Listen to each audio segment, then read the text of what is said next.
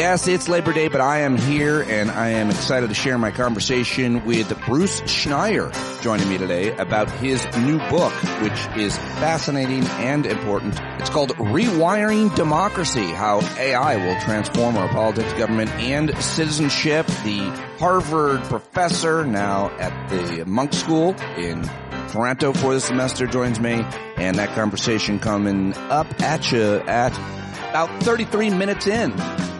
But first, I've got some headlines and a whole bunch of clips because the Sunday shows were on. I did not take today off. I'm here with you a little bit late, albeit, but here nonetheless. Excited to have you, and I will be hosting a Hangout tonight at 8 p.m., unless anything changes. And I just want to say that Farm Jam is here this week.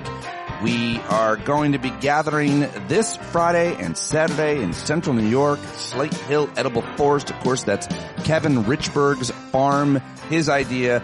Very excited to host. I'm very excited to see you there. For those of you that are joining, and if you're a last-minute committer, that's okay. You can still come. Friday night dinner, drinks, laughs, relaxation, a needed break from the chaos that surrounds us every day, Kevin says. Saturday is a wine tasting trip to Seneca Lake, followed by another dinner, more drinks, and more laughs. Sunday, we'll go out on the lake and relax there. Rest, relaxation, connection, and community. That's what Farm Jam is all about. Kevin Richberg hosting. He'll have his entire plant, tree, and fruit nursery open for folks who want to go nursery shopping. And, of course, there will be fresh, raw honey. We're expecting David K. Johnston to join us. We're expecting Jon Carroll to be there, and hopefully we'll get a guitar in his hands. For those who can't attend, we're going to be hopefully setting up a virtual Zoom so you can join us Friday night at the bonfire. For more details, if you're still thinking about coming, you want us to send you details, you can email me, standupwithpete@gmail.com, or go to slatehilledibleforest.com and learn more. This weekend, it's going to be a really fun time and a great way to support Kevin and his farm as well. So I hope that you're coming. If you're thinking of coming, if you're considering coming, you should join us. It's going to be great.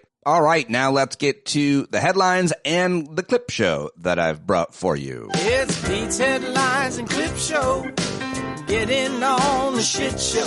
Yes, indeed, a shit show it is. Thank you, Jon Carroll. Lots to discuss about what is happening in the world. I have deemed it most important just to talk about what is leading the over at the Drudge Report, which I thought was interesting. A bunch of headlines. New World Order. Xi flaunts global strength. Embraces Putin, Modi, U.S. humiliation. I thought those headlines were interesting because the Drudge Report at least is making a big deal over the fact that Russia, India, and China had a big summit. And there's a lot to talk about there. I think I probably should book a guest on just to unpack it. But the New York Times write, Xi Jinping could hardly have scripted a more favorable moment. This weekend, the leaders of India and China, Russia, joined him at a security summit in China. One leader pushed away by President Trump's tariffs. The other brought out of isolation by his embrace.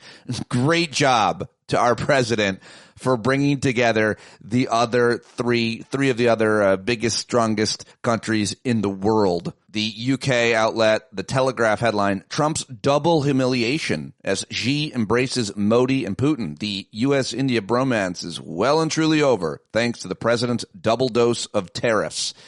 So that was a huge headline, but the other headline is that most of these stupid tariffs have been deemed illegal, according to an appeals court. And now the U.S. could owe money to these foreign countries. A divided U.S. appeals court on Friday ruled that most of our Mad King's tariffs are illegal, undercutting his use of the levies as a key international economic policy tool. So what the hell does that mean? Those seem to be some pretty big, important headlines. Another very important story yesterday, hundreds of unaccompanied Guatemalan children can stay in the U.S. for now, according to a judge. A federal judge temporarily blocked the regime from expelling hundreds of children who crossed the U.S. border alone. Although the government has not obtained legal permission to remove the children, some of their lawyers said, surprisingly. Shocking. Guatemalan children were already loaded on planes at a tarmac while the judge conducted a hearing about the situation on Sunday. Temporary halt issued yesterday afternoon allows lawyers 14 more days to discuss the case and prevents any children from being removed during the next 2 weeks. So that's a pretty big story, I think. Thought this was an interesting and important story. Apparently, 1.2 million immigrants are gone from the U.S. labor force under this president. Preliminary data is showing. The headline over at ABC News, fake ABC News, as parades and other events celebrating the contributions of workers in the U.S. are being held for Labor Day holiday, experts say Trump's stepped-up immigration policies are impacting the nation's labor force. According to preliminary Census Bureau data analyzed by the Pew Research Center, this information is coming from more than 1.2 million immigrants have disappeared. It includes people who are in the country illegally as well as legal residents. Immigrants make up almost 20% of the U.S. workforce, and that data shows 40% of workers in farming, fishing, and forestry are immigrants. About 30% of all construction workers are immigrants, and 24% of service workers are immigrants. The loss in immigrant workers comes as the nation has seen the first decline in overall immigrant population after the number of people in the U.S. illegally reached an all-time high of 14 million in 2023, apparently. We knew this was going to happen, so that's a pretty stark headline here on Labor Day. An earthquake in Afghanistan has left more than 800 dead. The quake near the border with Pakistan injured more than 2,500 people, authorities said. The death toll, of course, expected to rise. That's the kind of moment where American helicopters covered in red, white, and blue should go in and saving all kinds of people, but certainly that's not going to happen. The United States has suspended visas for Palestinian passport holders. According to officials, the move will stop, at least temporarily, travel for medical treatment, attending university, visiting relatives, or conducting business because, why not punish Palestinians even more, including the injured ones? Well, the new Pope had something to say about gun violence yesterday. He offered his prayers for the Minneapolis Catholic school shooting victims and called for an end to the, quote, pandemic of arms, large and small. He said, our prayers for the victims of the tragic shooting during a school mass in the American state of Minnesota. He's the first U.S. pontiff, of course, during a weekly prayer with crowds at St. Peter's Square in the Vatican. He said, we hold in our prayers the countless children killed and injured every day around the world. And he was speaking in English. So thought that was interesting. Worth mentioning, of course, it happened at a Catholic school. His predecessor, Pope Francis, was a vocal opponent of guns, once denounced weapons manufacturers as merchants of death. So looks like he'll be carrying that mantle on. And I think that's a good thing, even though it probably won't make much of a difference. It's still a good thing. I'll take it. More data saying inflation edged higher in July, according to the Federal Reserve's preferred inflation measure, indicating that Trump's tariffs are working their way through the U.S. economy just like we knew they would. And U.S. companies have an unwelcome message for inflation-weary consumers. Prices are going up. Consumers, companies including Hormel Foods, Smuckers, Ace Hardware said this week they would raise prices for reasons ranging from higher meat costs to tariffs. Large retailers like Walmart, Target, and Best Buy said some tariff-related price increases are already in place and more are on the way. Fantastic. All right, that's all I've gathered for you here on the headlines, except for that Rudy Giuliani got in a bad car crash, and it's super weird, all the details around it, that apparently he pulled over to help a woman who had been a victim of abuse of some kind, domestic abuse.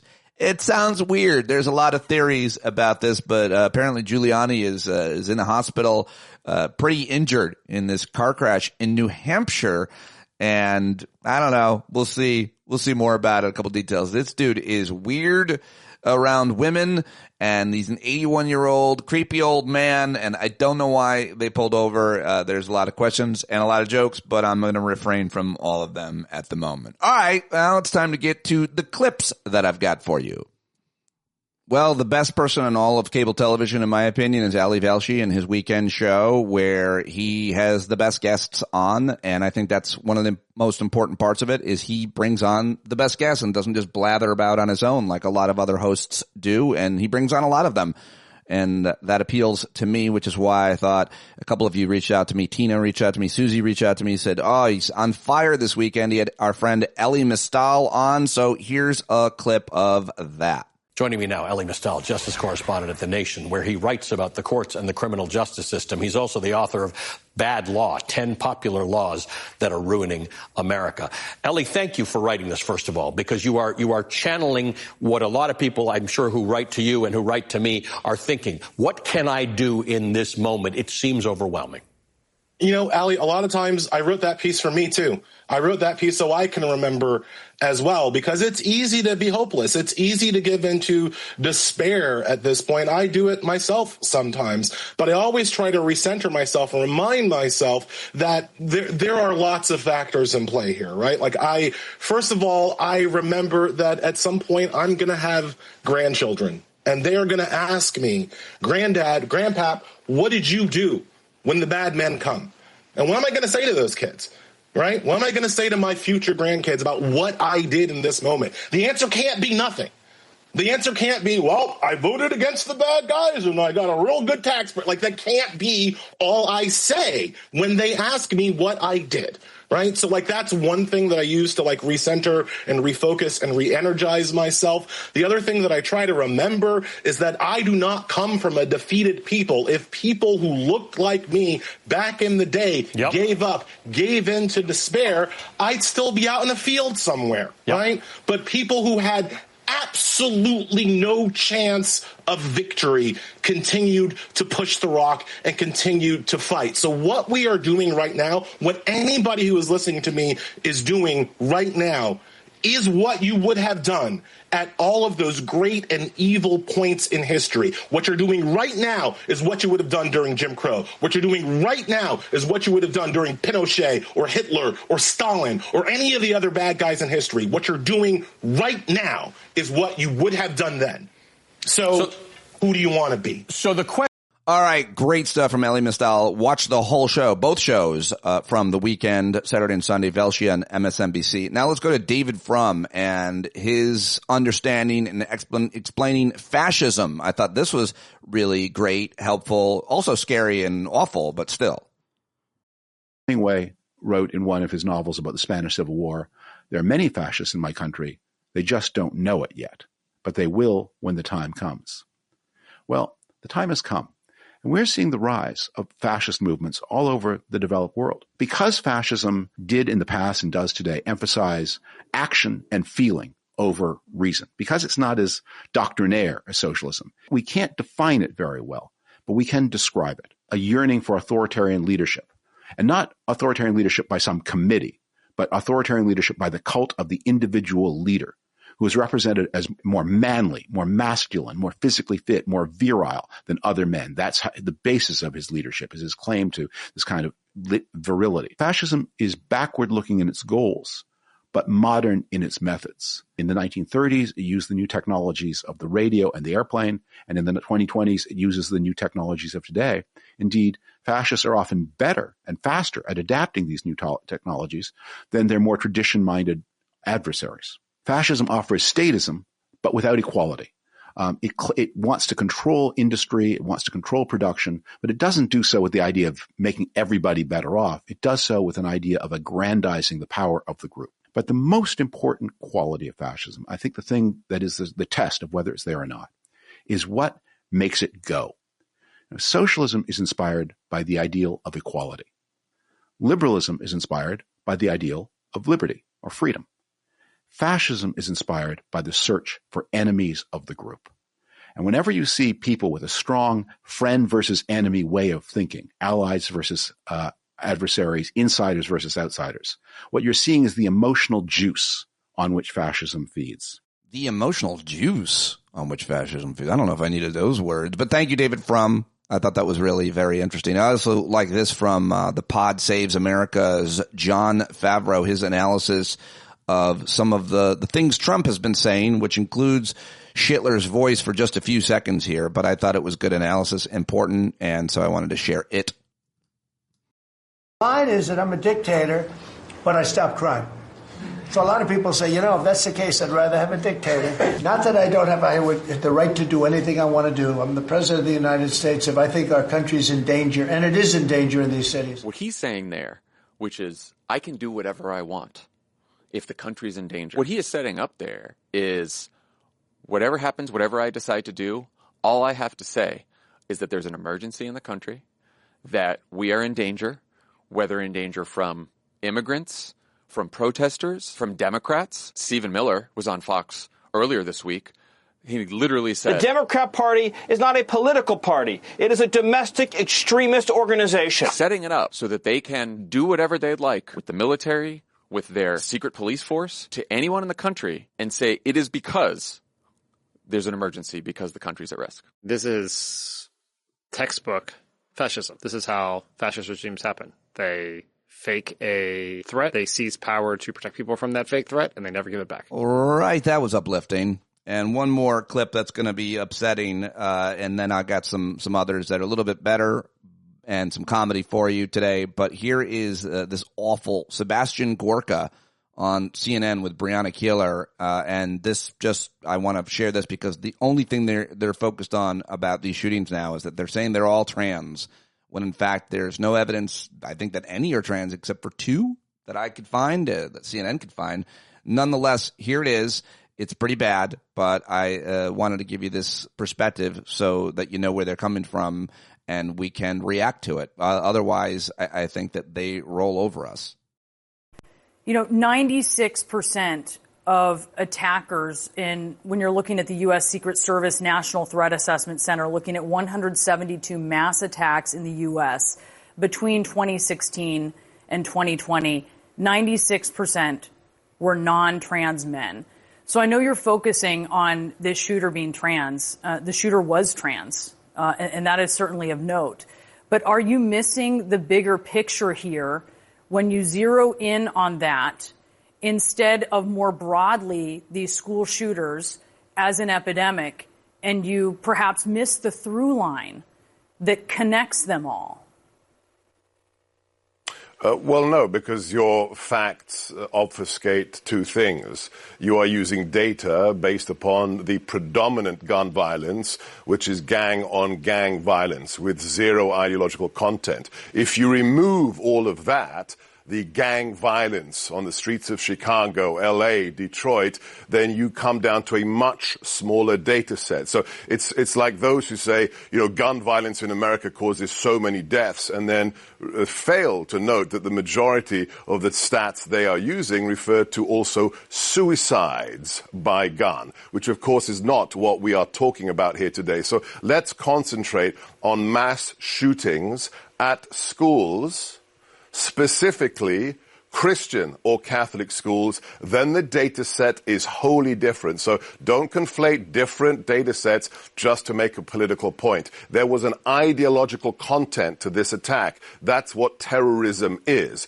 It's not because somebody didn't get the drug deal they wanted. It is an ideological message, whether it was anti-Israel, as in this case, whether it targeted President Trump in its rhetoric, as we saw on one of the magazines written by the perpetrator on that YouTube video, or whether we saw the fact that it was anti-Christian and targeting children. That has nothing to do with gang violence. Let's not mix the two things up. So let's narrow it down then, because by CNN's count, when you look at 32 school shootings since 2020, in which you have 4 or more people who have been killed. So these are the larger school shootings. Only 3 of 32 of those shootings were committed by transgender shooters. Yeah, forgive me if I don't go with CNN stats, okay? CNN has proven itself to be wholly inaccurate in all kinds of things for the last 10 years, perpetrators of the Russia hoax, and that we didn't have an open border. So please forgive me if I don't take your stats for granted. All right, it's simple math. 2 of 32 No, it's shootings. not. It's distortions. You are distorting the facts. Let me be clear. In just a couple of years, we have seen 7 mass shootings involving people of transgender nature or who are confused in their gender. 7 I saw what in you just tweeted. the last couple of years. I see that your is list of 7. inordinately high. So I see your list of 7. 2 of them are Sebastian and Mr. Gorka. Stick with the facts and not CNN's pseudo facts. We can't stick with your facts because they're not accurate. In fact, in 2 of them, one of the ones you quoted. Let's talk about CNN's reputation for accuracy. In one of the ones in which you posted, there was no evidence that he was trans. Right. In another, the individual was known within his family by male pronouns and used anti-LGBT you have an agenda. rhetoric. All right, so it went on like that, and that's all I'll have to put you through. I apologize. Here's Jennifer Welch, also on CNN. We love her. She is a soundbite machine, doing a great job sitting next to Trumpers on the panel. Anybody who lives in a red state, let me just tell you what MAGA supermajorities get you.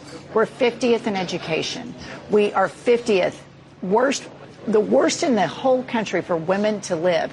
We're poorer, worst health care. And if you look at the bottom 10 states in the United States of America, they are all MAGA supermajorities. These policies hurt people.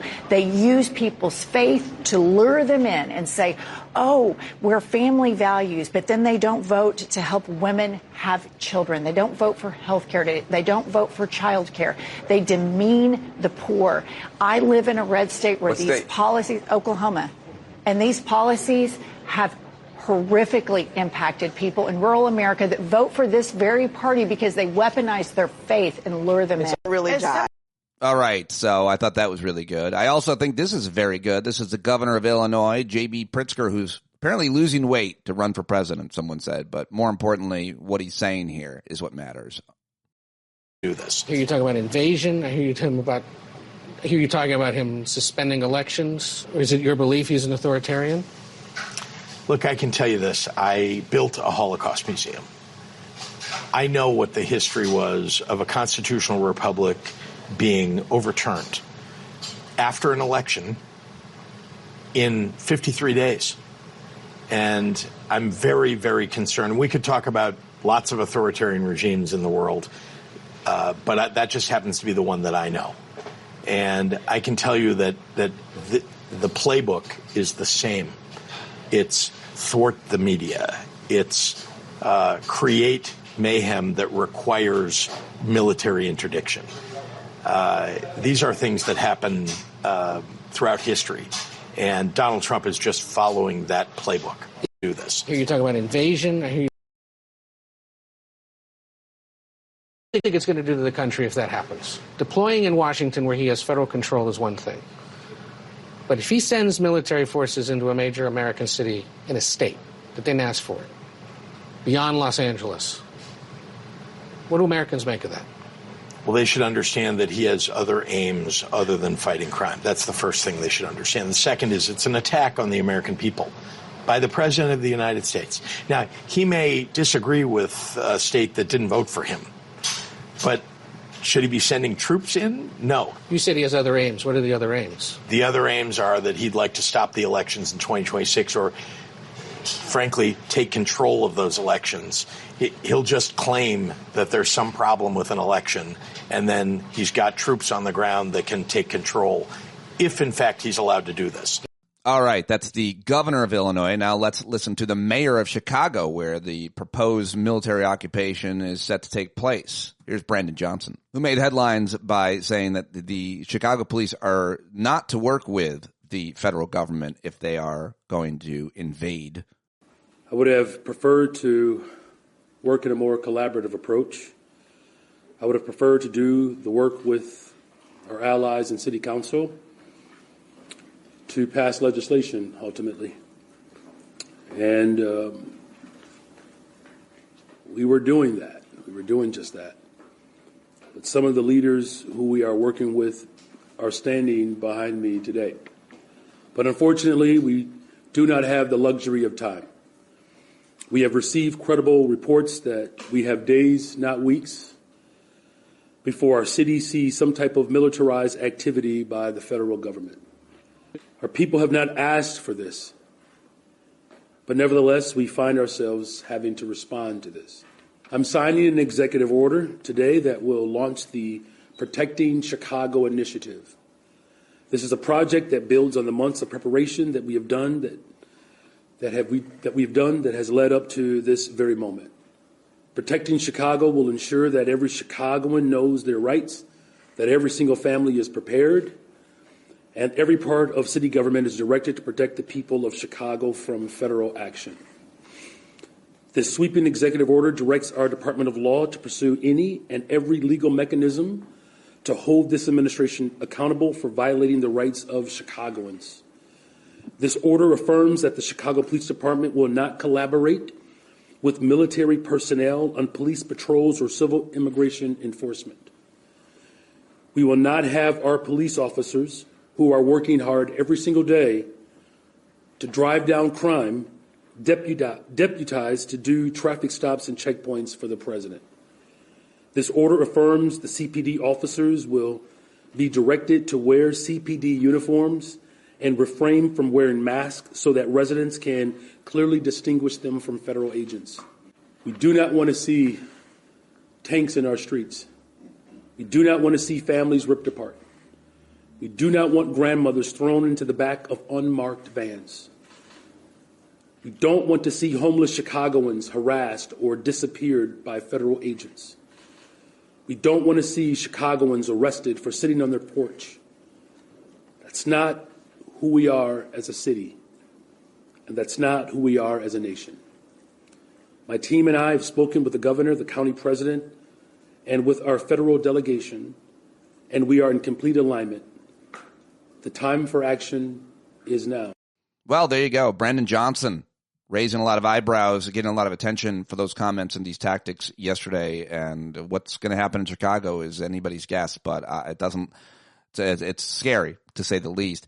Senator Lankford was on NBC's Meet the Press. I think it's worth sharing him. He's a Republican senator.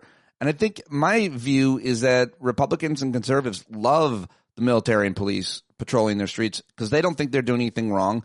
They don't think they're going to get arrested. They don't think they're going to get in trouble. And they think it makes them feel safer. That's a view that I have. It's fairly not well formed, but I wonder what you think of it. And because here he is basically saying that, sure, we'd love more police on the streets. You're going to pay for it? You got it.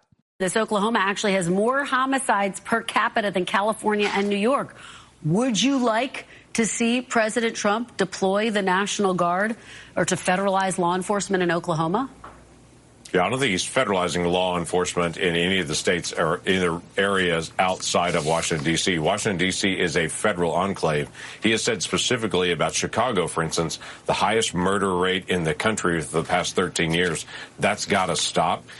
As you know, and you study these history areas extremely well, the National Guard has been called out 30 different times by different presidents to be able to deal with challenges in different areas. But what about Oklahoma, Senator? Should he dispatch the National Guard to Oklahoma, where the crime rate's higher than New York and California, for example?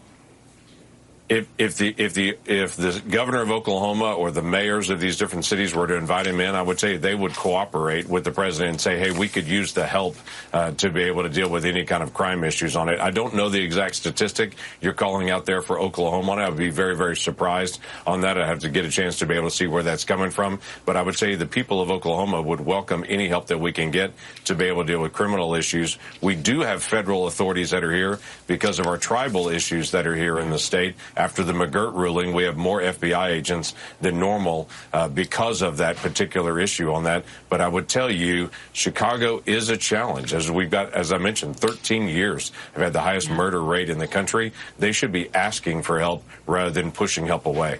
All right. There you go. So what do you think of that? I want to know what folks think of that. We'll talk about it tonight at our Hangout at 8 p.m. I hope you'll join us. And now I've just got one more clip and then some jokes. But this clip is just Dr. Tik Tok, or Doc Talk, I guess it might be called, is blowing up with doctors and researchers and scientists that are terrified and enraged at RFK Jr. and the Do Our Own Research crowd. And honestly, I forget this doctor's name, but I like the way he combated or explained that whole theory and why it's stupid. On my research, and I'm not going to get the vaccine. But what does doing your research mean? To them, what it meant is going online and seeing other people's opinions about the vaccine. That's doing their research. But that's not what research is. And if you really want to do the research, you should read the roughly 300 papers that were published at the time on the varicella vaccine, which would have meant that you would have had to have an expertise in immunology, virology, statistics, epidemiology, which few parents have and few doctors have. And so they don't know either, really, the details of that vaccine. But at least collectively, the FDA Vaccine Advisory Committee and the CDC Vaccine Advisory collectively have read those papers. Yeah, I like that a lot and thought it would be worth sharing. And also wanted to share this. This is Congressman Ro Khanna. He was on Meet the Press talking about their plan to put out some news about the Epstein files tomorrow. So look for that. Of transparency, let's talk about the dispute related to the files of convicted sex offender Jeffrey Epstein. Congress left town early without voting on your bipartisan bill, which would basically call for the release of all of the files related to Jeffrey Epstein. Do you think when Congress is back, the bill will go to the floor and it will pass? I'm very confident it will. I spoke to Congressman Massey. You had us both on a few weeks ago. We will have the petition live on September 2nd. We have all 212 Democrats committed to signing it. He has 12 Republicans. Only 6 of them have to sign it. What will be explosive is the September 3rd press conference that both of us are having with 10 Epstein victims, many who have never spoken out before. They're going to be on the steps of the Capitol. They will be telling their story, and they will be saying clearly to the American public that they want the release of the Epstein files for full closure on this matter. All right. There you go. So, well, we'll see what happens with the Epstein files as well. But I love this clip from this comedian. I love this joke. I don't know him. I thought it was funny. Here he is. This is a comedian named Jason Solomon. That was nice. And K. Jr. gave his childhood vaccine recommendations. That was nice. And then the Association for Pediatrics said, he's wrong. You should do this instead. It's like, who do you trust, you know? You're like, oh, I don't even know. I'm going back and forth, you know?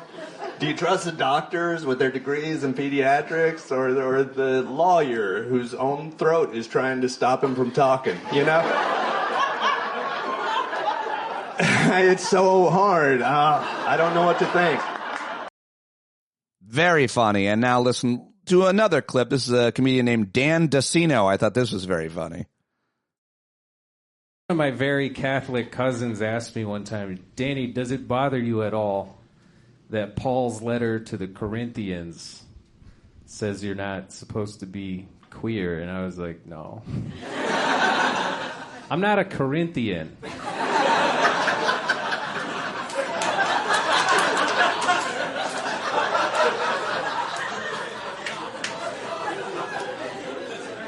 Like, why are you reading other people's mail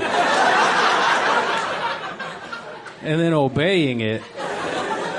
And why is Paul writing letters to entire cultures? If one of your relatives did that, you'd put them somewhere. Man. Hey, Graham, what are you doing? I just tell her the Japanese ought to be gay. Yeah, good stuff. Good laughs from both those guys, and hopefully you appreciated that, as well as the headlines and clips. But now it's time to get to my conversation with the brilliant Bruce Schneier, which I'm very excited to bring to you today. I'd interviewed Bruce a few times on the old show. I think I saw him for the first time on Rachel Maddow's show. So I was like, well, he's been vetted and is a smart guy, of course, a Harvard guy. Check him out at Schneier.com. That's his blog that he's kept for a long time. He's a cryptographer, a computer security professional, privacy specialist, a writer, and an adjunct lecturer in public policy at the Harvard Kennedy School. And right now he's doing a semester at the Monk School in Toronto. And most importantly, he has a brand new book out that he co-wrote. It's called Rewiring Democracy, How AI Will Transform Our Politics, Government, and Citizenship. And it's available October 21st. And I really liked this conversation. I learned a lot from Bruce. He is a no-nonsense, serious analyst. And so here we go right now with Bruce Schneier. Welcome back, Bruce Schneier. It's been way too long. It's great to see you. Congrats on this book. Hey, thank you. It's nice being here. Should I be scared or should I be looking forward to the future? Right? I mean, both. This is a transformative technology. There's a lot of good. There's a lot of bad. I mean, if I'm going to give you one, advice in that, it's not about the tech. It's about the people. So if you're scared of the people, be scared of the people with the tech. If you like the people, you're going to like the people with the tech. It's not a great answer, but it's what I got. If I like the people in tech and if I like the people in AI, my guess is they change and they sell out and I stop liking them. Yeah, but it's less that. It's the people wielding it, right? So we're writing about AI and democracy. And the question is, does this help democracy or does it make democracy worse? It could do both. if the people in the democracy use the technology to make things more equitable, to help the democracy prosper, then it's great. If they use it in a more offensive way, then it hurts democracy. So it's less the tech companies, because you're right, they're going to sell out. I mean, this is the system we're in, and more the individuals using it. We have a lot of great examples of people using AI to make democracy better. We've also got examples of people using AI to make democracy worse. In some ways, technology levels the playing field. Certainly has in media. Everybody has access to a camera, a microphone, and a platform to position themselves on. And if you're good or whatever it might be, does that same kind of rule affect AI in terms of its effect on democracy? They can use it, the power brokers, but so can the public. So that's interesting. It's not as clean cut as that, right? Mass market technology levels the playing field. Right? Cameras were important, but when cameras cost $100,000, you needed a studio to use them. When they became cheaper, when I can get like a camera, a microphone, a ring light, which I don't have right now, you can tell, but suddenly I'm on par with a network. So if access to the technology is democratized, if it's available to everybody, then yes, there's a whole lot of leveling that happens. But if it's gatekeeping, right, if it is available to the powerful, to the rich, then it becomes something that worsens the power dynamic. So let me give an example. We think about attorneys using AI. Right? There's been a lot of stories about them, AIs making up cases and inventing precedent, but there's a lot of really good use cases for AI in the legal profession. Enormous amount of startups. So here's the question. If an AI acts like a good attorney, that democratizes access to justice to a lot of people that can't afford it. But if what is best is an AI plus an expensive attorney, then the rich get richer, right? And we don't know which way that's going to go. And that same trade-off is in many different AI use cases, and we still don't know the answer, right? We have thought of legislators using AI to help write laws. Now, on the one hand, you might think yikes dystopia, but right now lobbyists write laws because a lot of legislators don't have staffs. A neutral AI is better than a partisan lobbyist. But, right, if there's suddenly this expensive gatekeeping AI system, then it's harder. Now, in that, the government of France is actually working on an AI for its legislators to give everybody access to it. So there's a country that's trying to think about this. So the book, Rewiring Democracy, starts with... I'm going to hold it up so you can all see it. There it is. Look it's at this. It's not a real book. This is a galley, but, there you go. Technology. That's even better. I put it up on the screen. And I'll put a link in there. It's fascinating. Of course, Bruce is a fascinating, super smart guy, and he's been on the case for a long time. It opens with this quite, striking claim that AI is going to change our democracy. We talk about AI for all kinds of reasons. You mentioned the legal profession, which corresponds obviously with legislative writing laws, but also obviously healthcare, everything. It changes everything. But why are you thinking about how AI will reshape democratic systems? Give me some examples. All right. So the book has 5 parts. Let me do it from top down. Yep. I talk about politics, AI in elections, and not just misinformation, but things like AI helping with messaging, with get out the vote campaigns, and all the things it'll do there. We talk about government. I mentioned AI's writing laws, helping draft bills, helping figure out how bills interact. There's actually an AI that is working in Chile doing that exact thing because that's required by Chilean law. AI is figuring out how bills interact with each other. We talk about government bureaucracy, delivering of government services, and there's an enormous amount of use cases of AI doing the workings of government. One example, using AIs to review compliance documentation to figure out who should be audited. There's a really interesting research on environmental plants that the normal way we do it is we audit at random, or a human spends a lot of time looking and figuring it out. And AI can do that pretty quickly and direct humans like, here's where you should go. Here are the environmental plants you should audit where you're likely to find violations. So a lot of use cases there. And then we lastly talk about citizenship, right? AI in organizing, in helping voters figure out what they should support and how, helping them organize, reach consensus. Some really interesting uses of AI in unions to help them organize, and lots of interesting work there. So we're looking at all sort of the broad gamut of government, and we're seeing a lot of places where these technologies change.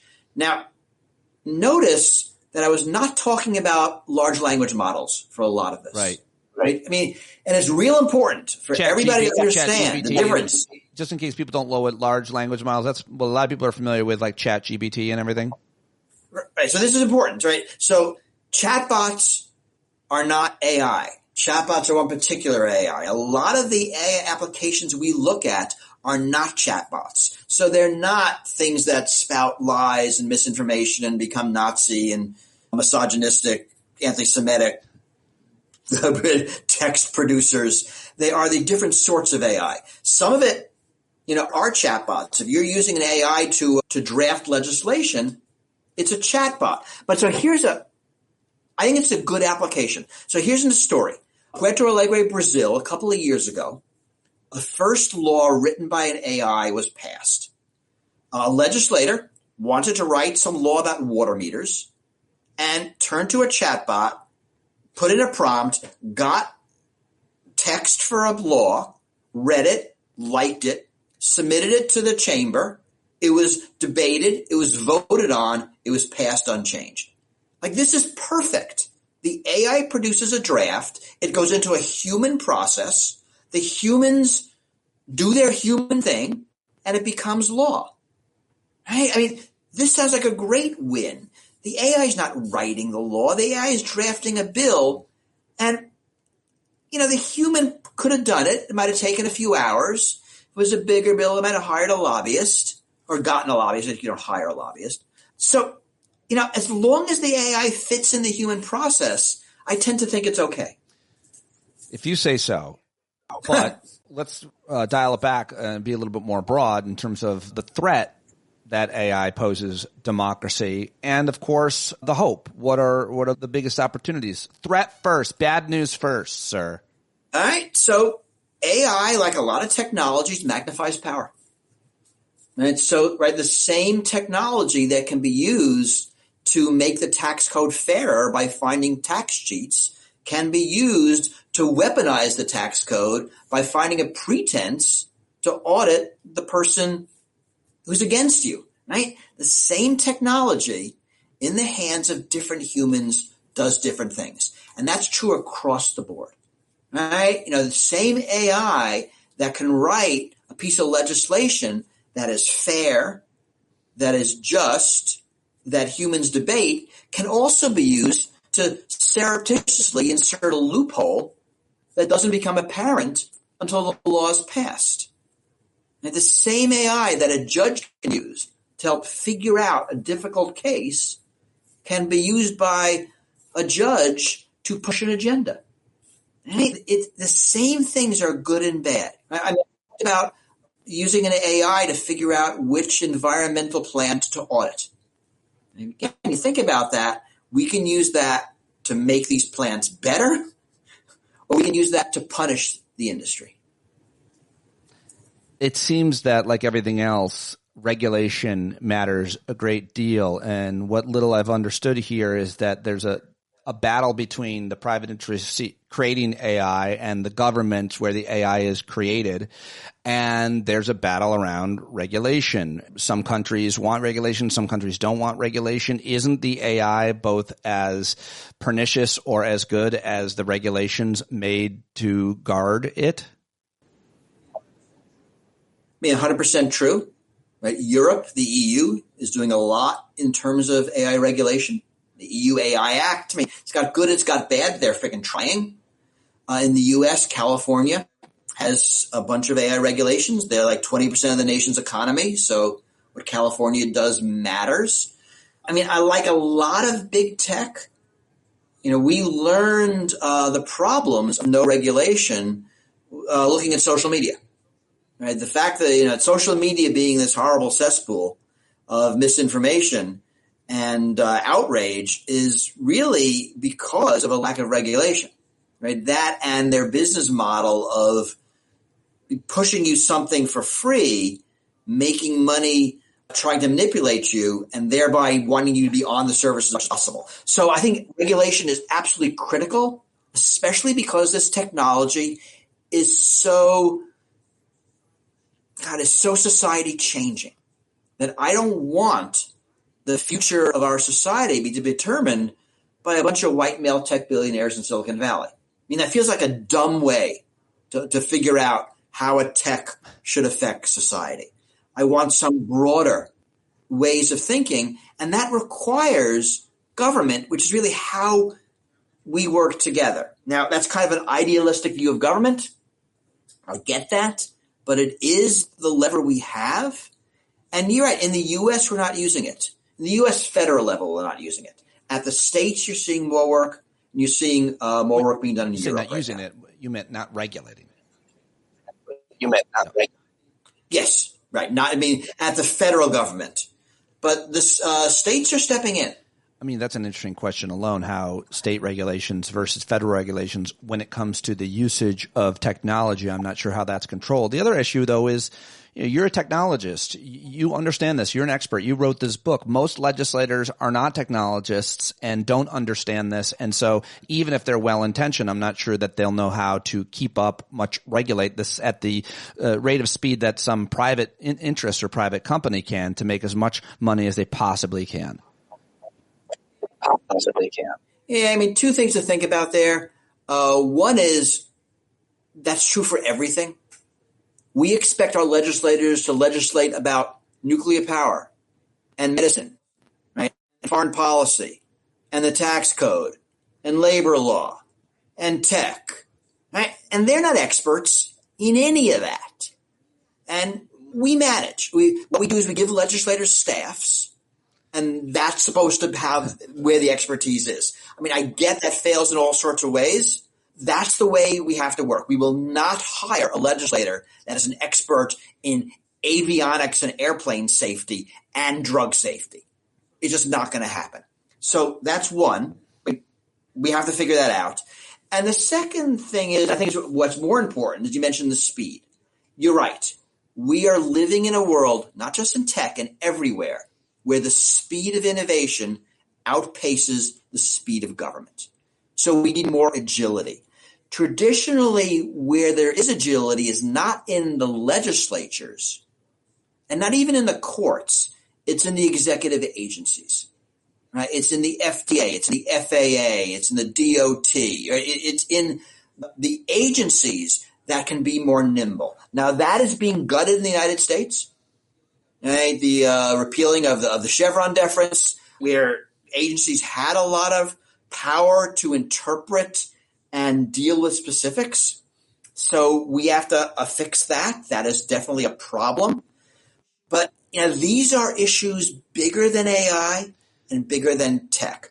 We can talk about the problems of democracy right now, and they're legion. And these are some of them, but they're bigger than this issue. I don't want to talk with you about this one next question, but because you're a technologist and that's where your expertise lies, but you're a very smart guy and can certainly talk about democracy as well. And so I've been thinking a lot about, since the last campaign, that in America especially, the word democracy, nobody knows what it means because we think we've always had it. We don't have civics here and so on. And so when you talk about wanting to, this whole idea of rewiring democracy and AI's role, and I think it's super important, but I also think it's important to talk about incentives. And does your book concede the fact that most people or a lot of people don't know and what democracy is, and they don't want it. As our president has been saying, some people would love a dictator, even though they don't know what that means. Some people would love to make government run like a business and have no democracy. I'm going to end crime alone. Here's how I'm going to do it. I'm going to change the regulations around environmental standards. And I don't care about what Congress says, what the judicial, the other two branches. What do you say? What is just your argument in terms of the incentive that Americans particularly have, and understanding Americans particularly have, about what democracy is or was? So there's a lot there, and you're right. I think the lack of civics education is a problem. I think history, the arc of time, is working against us. It was easy to know what democracy was when communism was the bugaboo, when you were in opposition to the Soviet Union. Right? It hasn't been true since the 80s. And a lot of younger people don't know what that means and don't know, why dictatorships are bad. To people in my generation, Soviet Union meant, gulags and food shortages. And to kids these days, it meant, free housing and free healthcare. Right? And so it's very different. So I think there's a lot going on. I don't think that we as technologists can solve that problem. It's a messaging problem. It is definitely a generational problem. I worry about it a lot. I don't think AI either helps or hurts here, but I don't want to minimize it. If we lose democracy in the United States, it's going to be because the people don't realize how valuable it is. They'll remember once it's gone, then it's now too late. Yes, quite a lot here, and it's a kind of a scary time to be talking about this. In a lot of ways, this book is written for a democracy, not for a failing democracy. Right? It kind of assumes that you want democracy, and here's how to make it better. You don't want democracy, you don't want to make it better. I got other books for you to read. Talk about how it gets used in the court systems, how AI can play a better role, a more robust role in court systems for, what are the potential benefits there for important cases that affect, I talk about all the time with lawyers and legal experts and con law experts. And obviously I talk about, generally speaking, cases that affect millions of people or the entire planet, or in terms of environmental. What's the advantage there? So what we're seeing is AI being used by different people right now. So lawyers will use it to write briefs. There's been a lot of bad examples of that, but also good. To help search documents found in discovery, to find evidence, to search precedent. Right? And there's a lot of legal startups building software to do this. It's going to get better. It's going to get more accurate. We've seen judges use it both to help write decisions.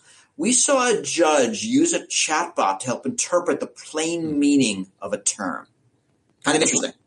So these are all acting as assistants. We have to worry about accuracy. We have to worry about fairness. The early examples of using AI to set bail was horribly racist. That's going to get better. So it is turning out to be an assistive tool in many areas. A couple of things that are interesting here. One is, if it's being used by a person, whether it's a lawyer or a judge, all that matters is that they like it. Right? A judge hires law clerks who are biased in terms of their biases. So they're going to use an AI that's biased with their biases. No difference. If it's being used to set bail, then the fairness matters to all of us. So the use case matters there. One of the things we talk about, and this is still science fiction, is using AI to help interpret the law. Been a lot of research on this. I've seen leaderboards of how good they are. And a couple of things. One is they give the AI a law and then a set of facts, how to interpret the law to the facts. The other is to give it a bunch of facts and ask it what laws apply. It's better at the first and the second. It's getting better at the second. And these are all ways to help automate justice. I imagine AI being used as an adjudicator. So, let's say we're business partners. If we have a disagreement, we go to court. That's hard, that's expensive, that's annoying. We could decide that we're going to use an AI adjudicator. That if we have a disagreement, we both talk to the AI, it produces a ruling. Now, if you think about that, that'll happen in minutes. We might be able to do that 4 times a day. It suddenly means, like, when we're together, it's like our parents are there constantly moderating between fights. Now, is that good or bad for society? I don't know. But I think about the automation, right, the speed and scale. If it's good, gives more people access to justice. Because right now in the U.S., justice is a have and have not problem. You either have an expensive attorney or you have a court-appointed attorney that does a mediocre job because they're overworked. Now, can AI help there? That'd be great if it could. Will it help? It's a different question. Part and we 2 don't of your know. book is titled AI-Infused Politics, and you write in this part of the book how AI can help elect people, how it can help organize a political campaign, fundraise, which unfortunately in America you got to raise a lot of money. And then it talks about being a politician, which we touched on shortly, about conducting polls. Talk to me a little bit about, because to me, that's where democracy matters more than anything else. I've worked on a whole bunch of campaigns over the past couple of years, and I've interviewed, obviously, lots of people running for office. I thought about running for office for a minute myself. Maybe if there was more AI, I would have done things differently. Although unless that AI was going to convince my ex-wife to let me go, I don't think it would have changed anything, Bruce. But talk to us about AI-infused politics. So this is actually interesting. So we see the real value at the local level. So I don't know what kind of office you're thinking of running for, but if it wasn't U.S. Congress, you probably had zero budget. It was probably just you and maybe a couple of friends and, 3 or 4 supporters. Now, that's hard. It's hard to create campaign literature. It's hard to go door knocking. It's hard to figure out who your supporters are. It's hard to figure out how your potential donors are. There are startups, AI startups that do all of these things. And the idea is, the promise is that it allows more people to run for office. So I know of an AI startup that helps people with filing, all the documents you have to file to run for office. I know of one that helps connect between candidates and donors. It's called Atlas. It's a former Harvard student is running it. Quiller AI helps with messaging. And these are all targeted not at president, not at senator, at city council. And there, I want there to be more people running for office. So there, it's going to level the playing field. So that, I think, is awesome. You also mentioned AI polling. This is kind of interesting. There's a bunch of startups trying to do AI-assisted polls. Now, I say that, and a lot of people hearing me are going to go, oh, God, what do you mean the AI is going to be used instead of people? It's actually not like that. Right now, today, you need to know there's an enormous amount of math between me asking random voters questions and the results you see. And that math tries to take into account demographics and the people we couldn't call and who wouldn't answer. It's a credible amount of math. That's why one of the reasons polls are so varied. Different companies use different math. This is basically more math between human answers and the poll results.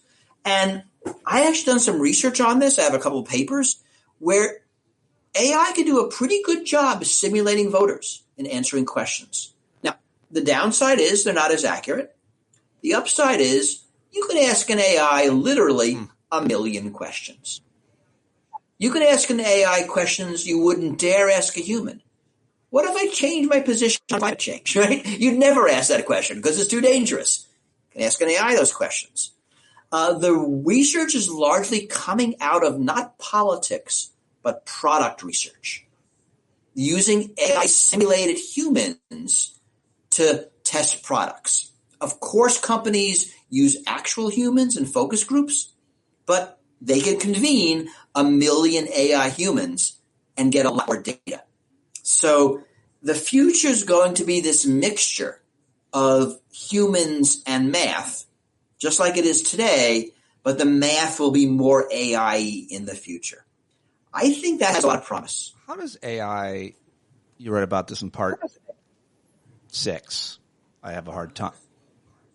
I'm impressed you know the parts. I can barely remember the parts. Because you guys use Roman numerals, which is wildly unnecessary. But in part, we use them for the parts. The chapters are in Arabic numerals. The parts are in Roman numerals. VI, and that really upset me. VI 6. This must be generational. I learned Roman numerals in elementary school. Cursive? It's not needed, Bruce. I did learn cursive. I did. How does my question in this part, though, is about watchdogs. I like to interview over the years government watchdogs like CREW, CREW. How does AI help us, or how can AI be a watchdog?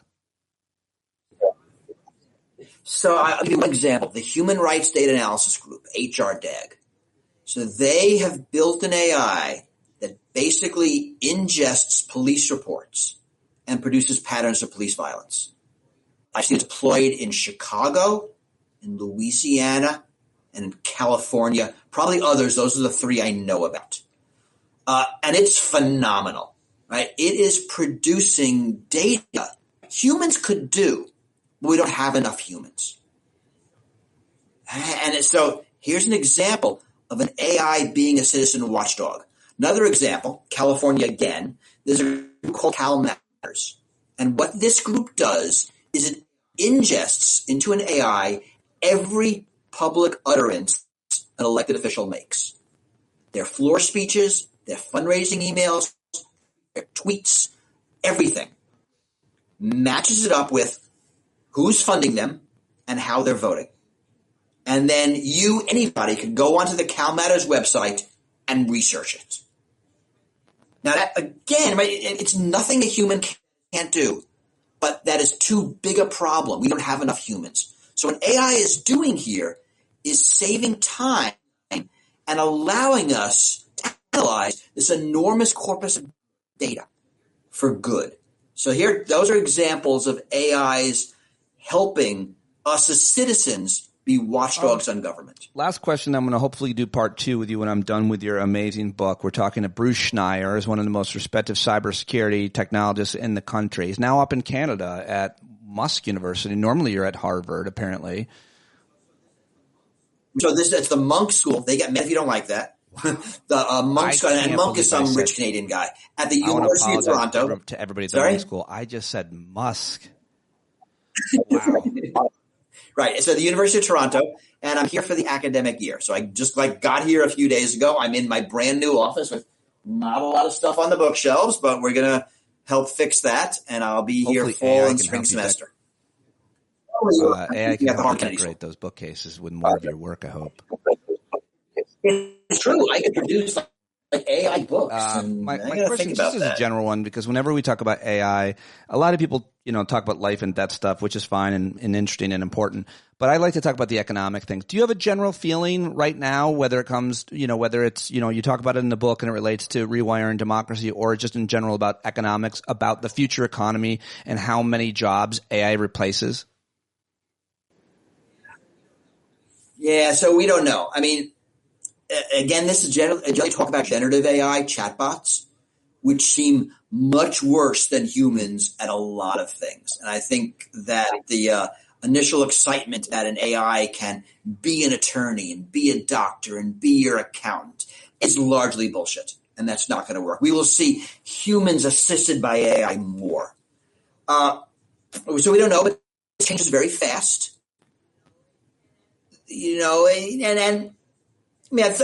Chess is a good example, right? We had many years of humans being better than computers at chess. Then we saw a computer beat the world champion human, but what was best was the mixed team of human and AI, which were able to beat both the best humans and the best AIs. Now, a few years ago, the best AI now beats those mixed teams. Now, forever into the future, right? AIs are better at chess. That's going to be the progression. The thing we don't know is that progression going to be months, years, decades, or centuries. We truly don't know. I don't think there'll be as much job displacement as the companies would like. I mean, I get that you want to replace humans with AIs that you don't have to pay and, never take a potty break, but probably not going to happen anytime soon. think it will happen eventually, because eventually is a long time, but it's going to be very specific in applications. But I don't know. Nobody knows. I like that answer. We don't I really know. like the answer. I don't know, which you said a few times, because it shows how it's important. I think it's know, an right? important thing to say when you don't know. And a lot of people will come on who, fashion themselves experts and tell you exactly how it is, because an audience or the human, spirit wants certainty. But the truth is we don't know. And I think it's really important to say that when it's the truth. And we don't know it even for LLMs. And so we're seeing LLMs get better, but the amount they're getting better is slowing down. So we have two possibilities. One is we've kind of seen the LLM trick. They're good at chatting. They make mistakes. This is what they do. It's not going to get much better. The other is, as we give it more data, we give it more compute, we give it more energy, it'll get even better. We don't know which one of those are true. And the AI experts, the scientists, are split. They don't know either. A lot of this is emergent properties. We don't know until we actually do it. The latest OpenAI model wasn't as impressive incrementally as we expected. Is that because we're getting to a point of diminishing returns? Or is there going to be some breakthrough in science? Certainly there will be. That will make this even better. Will that happen soon? In a decade? 2 decades? No idea. Bruce, you've done it again. This book is fascinating. You're fascinating. I really appreciate you joining me today. I've learned a lot in reading and prepping and, of course, talking to you today. I hope people will go get the book, and I'll hope to get to talk to Bruce again very soon when he's done with his first round of interviews, because I'll be done with the book. It's so important. It affects us so much. I cannot thank you enough. Good luck up there in Canada. Good place to be. And I hope to talk to you again soon. Until winter happens, I know. Right, all right. Thanks much.